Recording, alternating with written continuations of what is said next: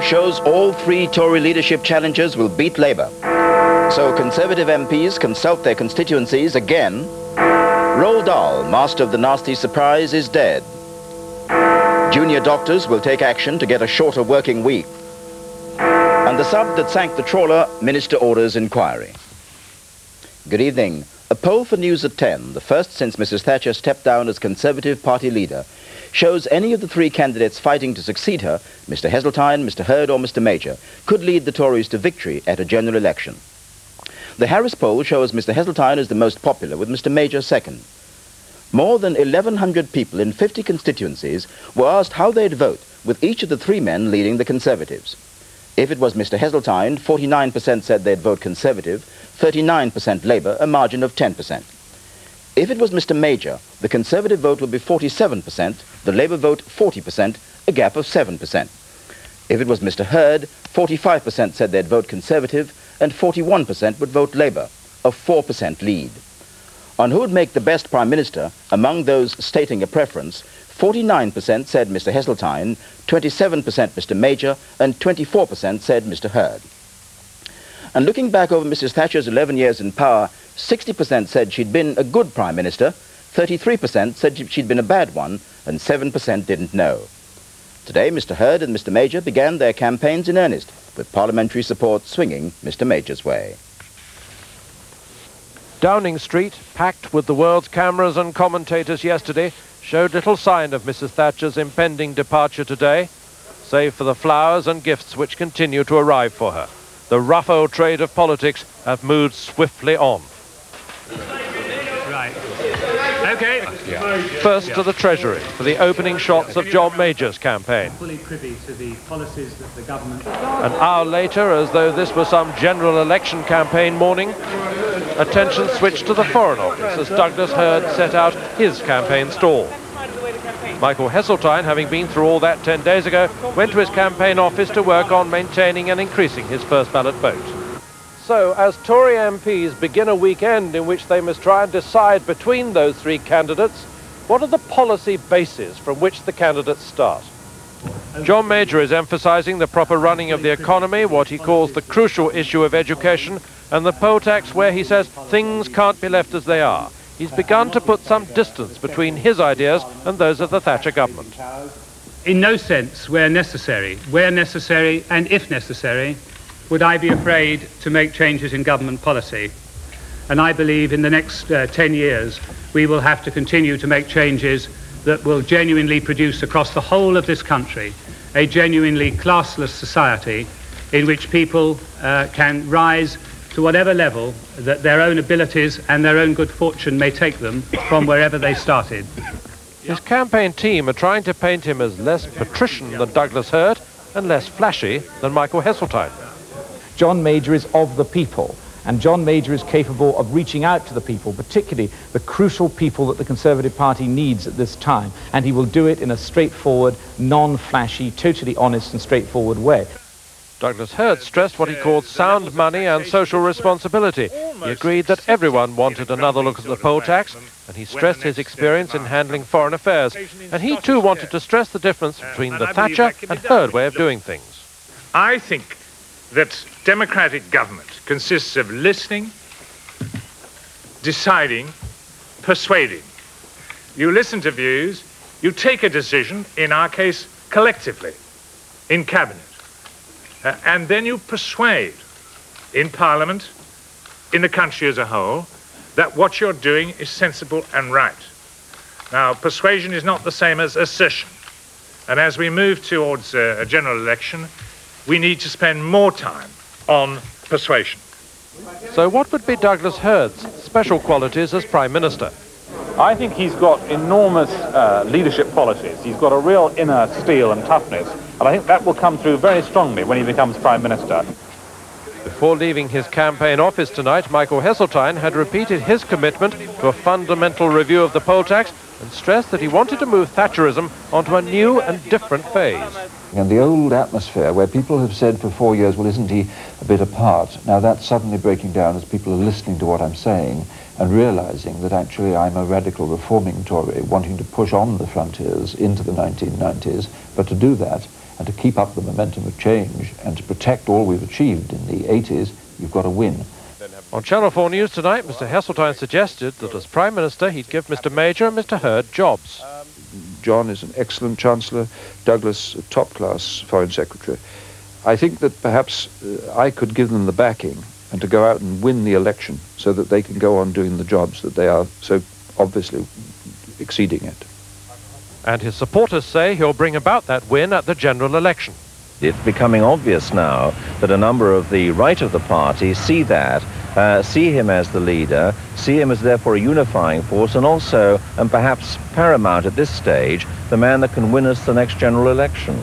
For what it's worth, the feeling in and around Westminster tonight is that Mr Heseltine has held on to his 152 votes and may even have built on that a bit, that John Major has come up very fast to get close to him, even perhaps alongside him, and that at the moment it's Douglas Hurd who's trailing a little.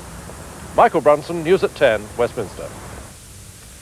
A week ago, Conservative MPs were getting the views of their local parties on whether or not to support Mrs Thatcher. Tonight, they're back in their constituencies doing it all again to try to decide on her successor. Mrs Thatcher may have got Philip Oppenheim's support in the first round, but it's by no means certain he'd have voted for her in the second. At midday, he began a weekend of soundings among party workers, constituents and local business people in Ripley. Annually over lunch, they bend his ear about local concerns. Today, they want to hear his views on the leadership contest. Word around the sort of corridors of the Commons is that maybe it's time to skip a generation. They tell him their preferences are for Mr Major and Mr Heseltine. If it's somebody who's going to win the next election, unquestionably it should be Michael Heseltine. If it is somebody who is going to be in the long-term interests of the country in most respects, it should almost certainly be John Major. But I think Heseltine's got what it takes to win the next election and get us out of this mess that we're in. John Major. I think he's articulate. He's obviously got a grip of economic affairs, and clearly that is a very important factor in the future government policies. In a show of hands, a majority of the 36 people here voted for Heseltine, with Major a close second and Hurd a poor third. The agent's personal preference is for John Major. They both agree Mr Hurd is the least favoured candidate. A lot of people see him as being, you know, a marvellous foreign secretary, but someone who might be a little bit too patrician, someone who probably wouldn't go down too well in what is fundamentally a working class industrial Midlands constituency like this one. Whereas John Major is, you know, an ordinary guy. He's come up through the ranks and he's well respected. He consults us on most things and takes note of what we say, but ultimately at the end of the day it is down to the individual MPs. But they should really take note of what their constituents want them to do. If so, soundings here so far suggest the MP would vote for Mr Heseltine, but it seems likely he'll choose John Major. It's to be hoped that meets with local approval. Jane Bennett-Powell, News at 10, Amber Valley. The removal lorry has been booked to start moving the Thatchers out of Downing Street and into their new house in Dulwich on Monday. Packing up has already begun. Mr Thatcher and a chauffeur took 4 suitcases into number 10. Mrs Thatcher stayed indoors, sending thank you letters to people who have sent her flowers. Those close to Mrs Thatcher are tonight adjusting to the gloomy reality of life after power. A night to begin packing possessions acquired during more than a decade in office. For the occupants, a melancholy time. Even Humphrey the Cabinet cat seems affected by the imminent change of occupier. Earlier, the van entrusted with the task of removing the traces of a decade of Thatcherism from Downing Street was getting a spring clean. I do this regularly. But not often for a Prime Minister. And when Mr Thatcher arrived at the front door today, it was in a car containing empty suitcases, ready to be filled with some of the many possessions gathered over the years. Of Mrs Thatcher, there was no sign. The waiting cameramen were told by her son that she was sad but not bitter. As to the intriguing question, what does she do next, Mrs Thatcher has not apparently given it much thought. Her daughter Carol, having produced coffee for the waiting reporters, offered some thoughts on the matter. when I see her, I'm just going to say, welcome to the freelance club, because I'm freelance. And I think it's the first day of the rest of her life, and, you know, I think she'll get on with it. Leaders from all around the world telephoned Downing Street with messages of support. The former American President Ronald Reagan and his wife Nancy were ready to offer advice on retirement. The Czechoslovak President Václav Havel told her she was always welcome in Czechoslovakia. Canada's Brian Mulroney and the former US Secretary of State Henry Kissinger also sent best wishes. Her departure is going to cause long faces at Central Office among those producing next year's diary, for as always the first page carries a picture of the Prime Minister. And tonight that Prime Minister is preparing to pack her bags. Peter Allen, News at 10, Downing Street. The three candidates aren't the only ones thinking about life in number 10, so are their wives. During the leadership campaign, ITN will profile Mr. Hurd's wife Judy and Mr. Major's wife Norma. First, Anne Heseltine talks about her husband Michael and how he's got where he is the hard way. Anne Heseltine standing by her husband on the day he announced his intention to fight for the leadership. It was, she said, a great relief. Once you're doing something, you're involved in it, and adrenaline flows, and there's lots to do. It's much better than sitting around chewing your nails thinking, well, shall I organise this or shall I arrange to do that? And then, you know, will I have to unscramble everything? You know, at least it was a positive decision and one had something to go for. Do you want him to become Prime Minister? Of course I do. I think it'd be wonderful. Yes, I'd be terribly proud of him, wouldn't anybody? The family is Anne Heseltine's first love, but she's also passionate about art. She's currently researching a catalogue on Dutch masters and running the Appeal Fund for the Ashmolean Museum in Oxford. Her love of art has had a profound influence on her husband. When I first met Michael, I mean, he'd never really hardly been inside a gallery. And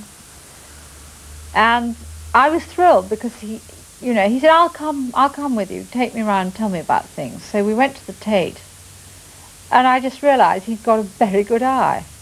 Sugar? Anne Heseltine has a reputation for being down to earth. Married to a multimillionaire, she's quick to point out it wasn't always that way. It wasn't just an easy ride, and he had bad times and good times, and we've been through most of them together.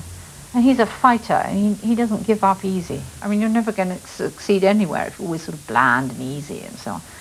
But, I mean, he is a very easygoing man, it has to be said. I mean, his children can do that with him.